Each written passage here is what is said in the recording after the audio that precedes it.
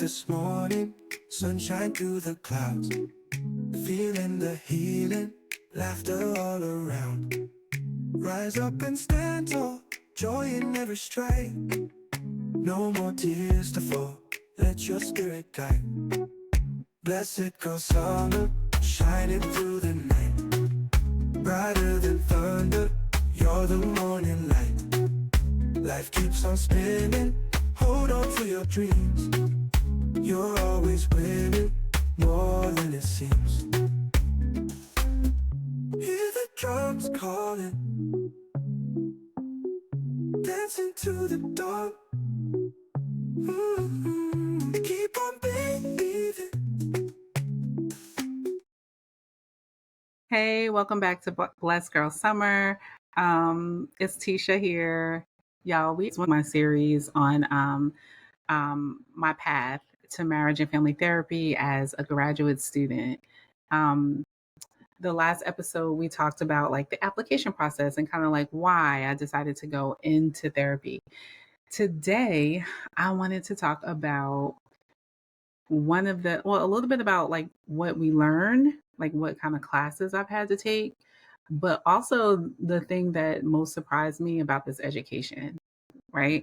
And so first, I guess I'll start with the classes. So far I've taken like the type of classes is like foundational, so you understand like the theories, the different types of theories. You understand how marriage and family therapy started. You understand the difference in marriage and family from maybe being a licensed clinical social worker or a licensed professional counselor. Like you understand some of the differences in those different fields. And so that has been very important. Then starting to understand like terminology. And so some of those foundational things to really help you understand what marriage and family is about, marriage and family therapy is about, and some of the therapists are who are the founders of certain theories and interventions that we utilize, right? And what was the thought process behind that, and how, as a therapist, their viewpoint, how they show up in session, right? And some modalities consider the therapist the expert. Some modalities consider the therapist in collaboration with the client. And so just like understanding all of those things, right? And then um, there are classes on like lifespan and understanding the different stages of life that people experience, you know, childhood and adolescence and single moms, single dads, married couples, single people, the aging population, different genders, and so like all those different things. And so we have classes about culture and about diversity and understanding people's worldviews and where they come from and how important it is for us to form those alliances, those therapeutic alliances with our clients, and the importance of us being able to understand the differences of people, right? Culturally. And so when we talk about culture, we're not just talking about race, we're talking about age, we're talking about gender, we're talking about um, sexuality, we're talking about socioeconomic differences, right? And so we're talking about all of those things. And so a really deep understanding of what makes up the lives of people, right? And so we're all like all these different pieces come to play, right? So I'll use myself for an example. When you think about me, you also have to think about like I'm 47. You have to think about what age of life am I in? Think about my marital status. I'm not single, I'm married. And so you want to consider that. My race, I'm African American and I have some Native American in me. And so you want to think about that. You kind of want to think about my socioeconomic status. How did I grow up? Um, what may have been my experience as an African American woman, right? What has been my experience as an heterosexual African American woman? And so you want to take all these different things into consideration. Do I have children? Am I a caregiver? Like all those different things you want to take into consideration because we bring our whole selves, right, to everything that we do. We're accumulation of all these things. And so that is important for us to understand some of those things and to continuously be in a place of learning and growing as far as culture and diversity is concerned. Um, so we take classes on that. We take classes on ethics and understanding the laws in your state concerning therapy. Um, Ethics, our code of ethics. How do we operate? What do we do across the board? How are we making sure that our clients, that we are doing no harm to our clients, right? How do we make sure of those things? And so a lot of classes on that. And then we have classes again, I think I said on the modalities, like the different theories. And so what what does this theory believe, and how does this therapy help the client, and what type of interventions will we do, and how, if I'm practicing from this theory, how am I thinking, how am I viewing this, how do I see problems and how do I solve them, right? And so all of those things, like, you're learning. And so it was a lot of learning. It still is a lot of learning. And then, like, how to do assessments and different diagnoses, and so all of these things, right? Couples, how do you different therapeutic models and interventions for couples and families and children, and like just all these different things, right? And so, another thing that is unique to marriage and family therapy is that, we typically have more than one person in our sessions. So we do see, okay, let me debunk the myth. Just because you're a marriage and family therapist does not mean that you don't see individuals. We see individuals. Um, but we also have a unique way of approaching family, more than one person in the room. And so, if you have like a family of three or four, there's a different way that you have to navigate that space, right? To make sure that everyone is heard and to make sure that all these perspectives are coming in. And yeah. And so I'm not going to get into all of that, but those are the courses that we take, and that I've taken so far. And I'll do another one as like I begin to take more courses. Um, but also there is residency, which is when we actually put into practice the clinical skills plus the theories and the models and the interventions that we have learned, and we're actually putting those into practice, and we're doing those things, and we're um, role playing, and we're digging deeper, and we're doing these things on ourselves, right? We're having like therapy sessions to prepare us for before we actually go into session with a client, right? So then we have that type of work as well. Um, but now, what I did not expect, some of the classes, and they are wonderful, and these by far, all of these classes have been extremely transformative, I think, in my life. All of these classes have stretched me. All of these classes have left a valuable impression on me. Um, but what I did not expect was so much work around the self of the therapist.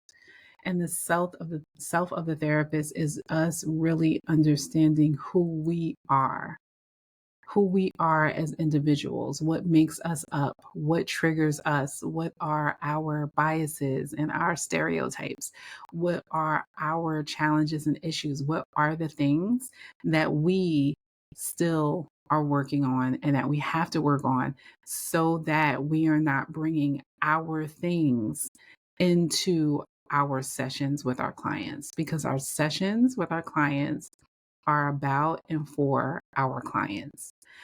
But we are human people, right? So it can be challenging to not show up fully with all of those different things. And that's okay. We don't expect you not to be human, but we do have a responsibility to recognize when we are pushing more of maybe our biases, our agendas, our thought process, our worldview, our cultural experiences in a session than the clients. And so there is a lot of work that we have to do to be aware of that, to make sure that we pull that in and we're actually there to service the person, right? With the strategies and the interventions and the information that we have, right? We're actually there to service them.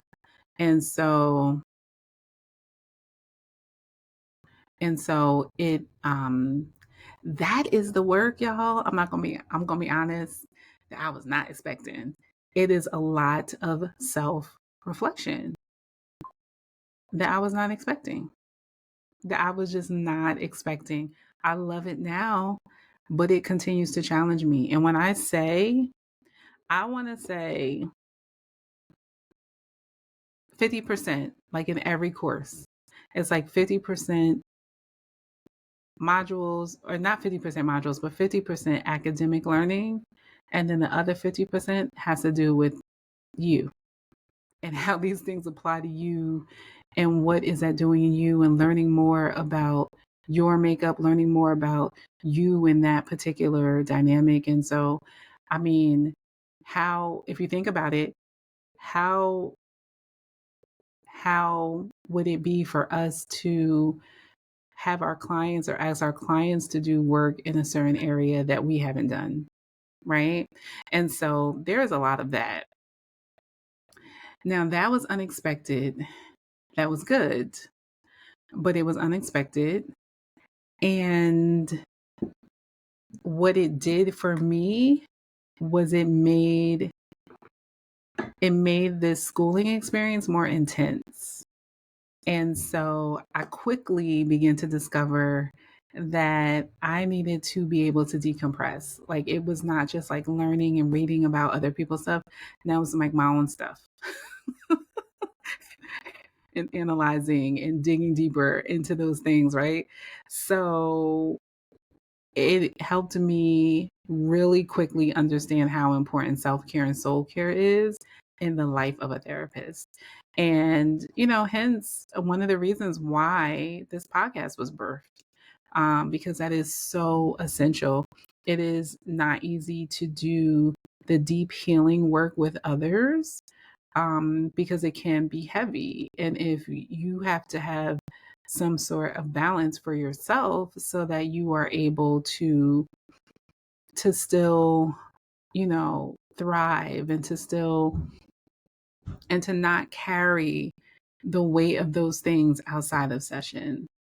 And so self-care has been super important. I am constantly paying way more attention to my body, paying way more attention to my feelings. I have a history of just like going, and not, and ignoring the signs. And so I am, one of my tasks and one of my things that I've been diligently working on is, staying very present and being very aware when things are shifting for me, when things are getting heavy for me, when things are bothering me, and making sure I address those things the way that I need to. Um, I went into the program with a therapist, so that was really, really helpful for me. I had already begun that work. Um, and I foresee myself always having to do this work in this field. It is the work of the field, right? Um, but it's a good thing. It's a good thing. It's a good work. And we all want to be, we want to be healthy. We want to be in healthy spaces. So that, I would say, is the biggest thing, to consider. I think it's a great thing. I just don't think I was aware of it. And it just made my experience more intense, but it's a good intense. Like, I don't want to say that it's a bad intense.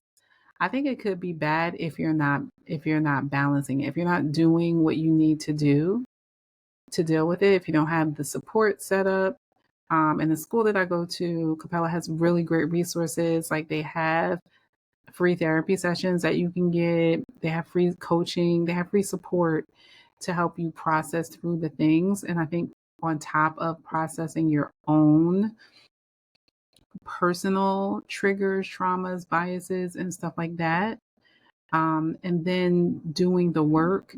And then when you add on internship and you're doing the work with other people while you're doing it can be a lot, right? You can see how it can be a lot. And so it's really important. And I think in these beginning stages in this year, you'll quickly find that you need to create your soul care, self care regimen to be able to endure and not burn out.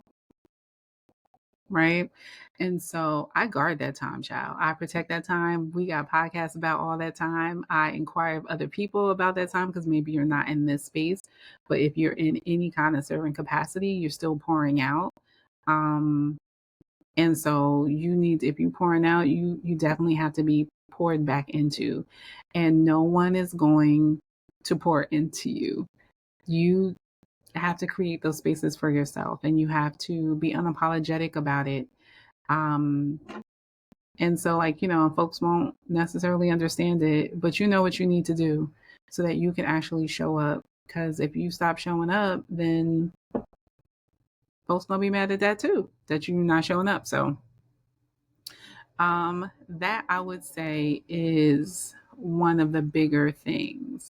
The other thing that I haven't embarked on it yet, but by the time you guys see the series, I'm sure I'll have some more insight for that.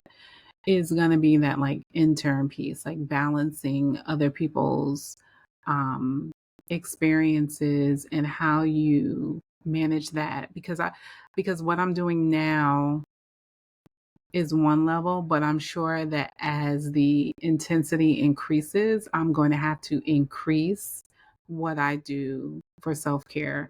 So like I foresee like as I like fully get into it, like once I get licensed and I'm in my own, in my own flow, I definitely like we go on like couples trips and things like that, but I definitely foresee like some real deal vacations like frequently um, for like decompression um, or some like escapes or spas. Like I don't typically go to spas right now, so I think that that would probably be like my upgrade. But it's gonna be some kind of upgrade. I can tell you right now, it's gonna be some type of upgrade that is needed. Um, and then I think the case studies.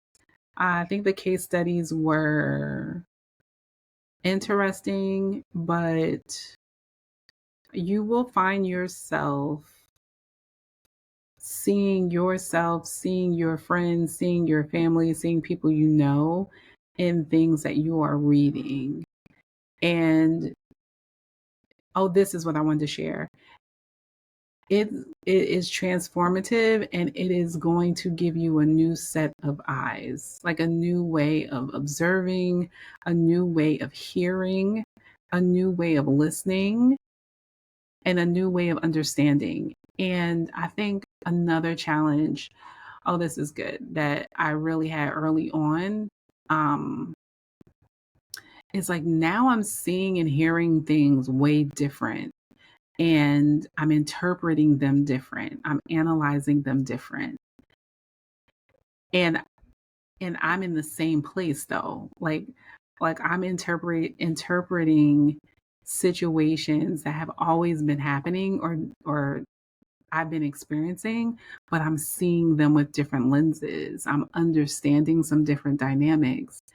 And how do I, who am now different, show up in these same places without acting different? You know what I mean? without acting funny. I was really challenged with that because in the beginning it was just like a whole bunch. I felt like a whole bunch was coming at me. I'm like, wait a minute, did they just really say that? Did you just mean that? Do you know how like what? That was traumatizing. It's like, did she just say that? Oh my gosh, do you hear how much pain she's in? Do you like, it was just like so much, I think, coming at me, or like you hear things, you think, oh my goodness, that's gonna come back at some point. Like they're gonna have to deal with that, or they're avoiding X, Y, and Z. Like, I mean, even in just like watching TV shows and stuff, it was just like a lot coming, and sensory overload, I feel like, is what happened. And I had to figure out how to like calm the noise, right? How to not analyze everything, right? How to not therapize everything, right? And everyone and people, and realizing too that I'm different, and people haven't necessarily changed, and that's okay.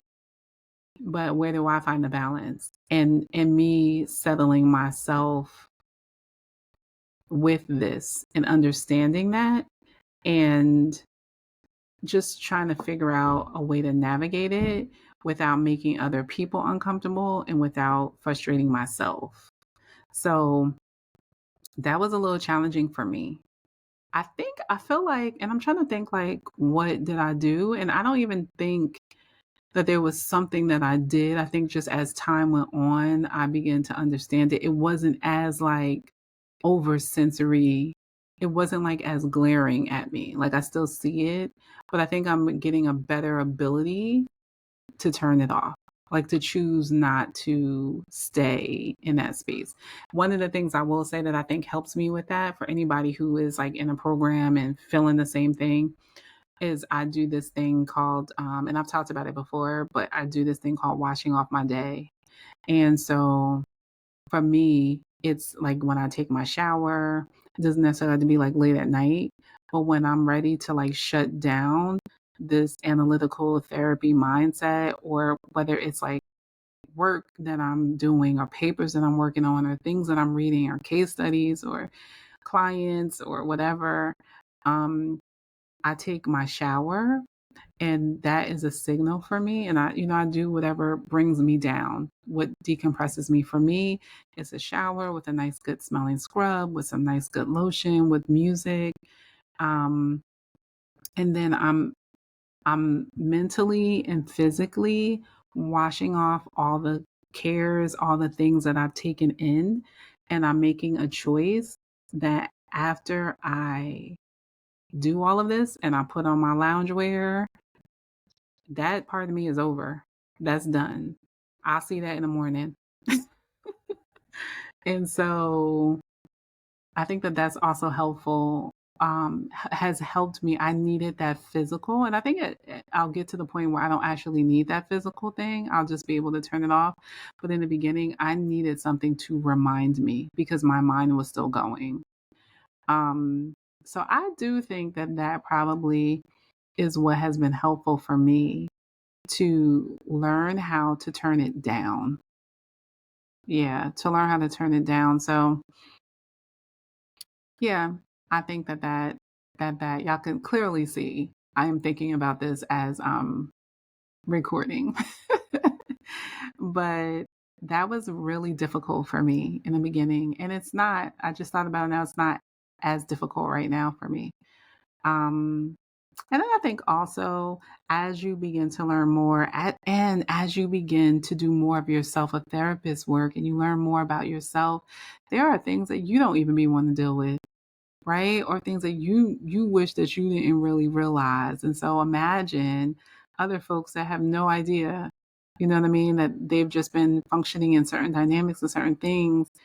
Imagine, imagine how they might not really want to be bothered with that right now. And so, and just developing a level of respect for where people are, I think, regardless of where you may want them to be or what you may want to share with them. And then I think also, when you begin to develop that respect, then you ask for permission. Like if someone is asking you for advice, or like I'll be like, do you want to know, like what you how do you want me to respond? Do you want my therapy mind to respond, or you just want me to just like be supportive, listening to you, and just what do you really want? Because sometimes we put stuff on people that they're not ready for it, they didn't ask for it, and they don't want it. You know what I mean? And so, and I don't want to be doing that either. But it's a balance, and it has taken me time, and I'm not there 100%. I'm still working on that, and I think with my most closest relationships, you really want, like, especially if you see something, you really, from a therapy perspective, you really want that to be better for them or that to be healthier or whatever. Um, but what I do know is that, especially as therapists, we take people where they want to go, what the goals that they have. It's not our goal for them, it's the goals that they want, right? And we guide them there. So it's almost like the same thing. I don't want to be taking somebody someplace that they don't want to go, right? So, anywho, as we grow and learn. And that is why, if you listen to my other video, that's why clinical hours are important. That's why supervision is important. That's why all this stuff is important, because there is going to be so much stuff that you're going to need to process. And you're going to need support and help processing it. And so, yeah. But that is it. This is going to be a short one. Those are some of the things that I've learned and some of the things I've been challenged with as I've been going through this program. I will definitely come back on and let you know as I am facing other challenges and things that I think is important for you to know. I'm currently at the almost the halfway point of my program.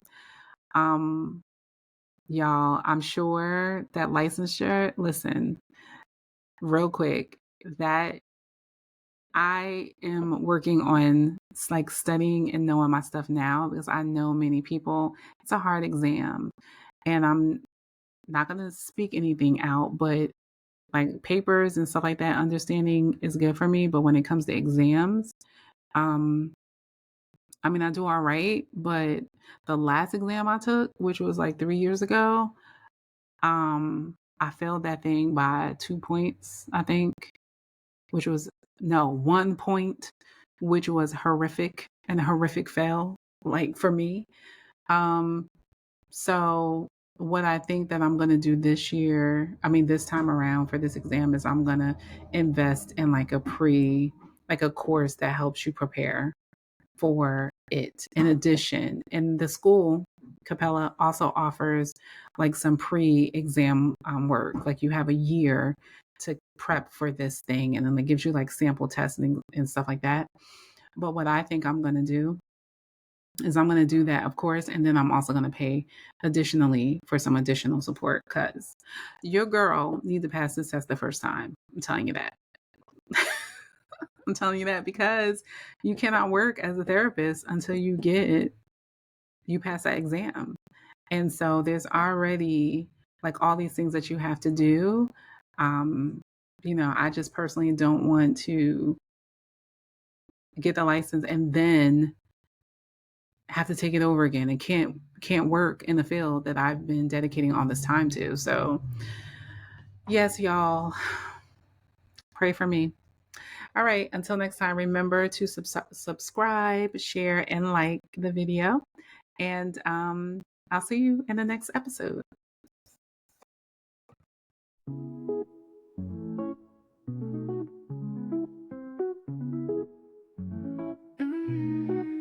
Woke up this morning, sunshine through the clouds, feeling the healing, laughter all around.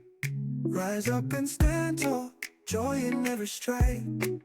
No more tears to fall, let your spirit guide. Blessed go summer, shining through the night. Brighter than thunder, you're the morning light. Life keeps on spinning, hold on to your dreams. You're always winning, more than it seems. Hear the drums calling, dancing to the dawn. Keep on believing, strength in every song. Blessed go summer, shining through the night. Brighter than thunder, you're the morning light. Life keeps on spinning, hold on to your dreams. You're always winning, more than it seems. Hear the drums calling, dancing to the dawn. Keep on believing, strength in every song.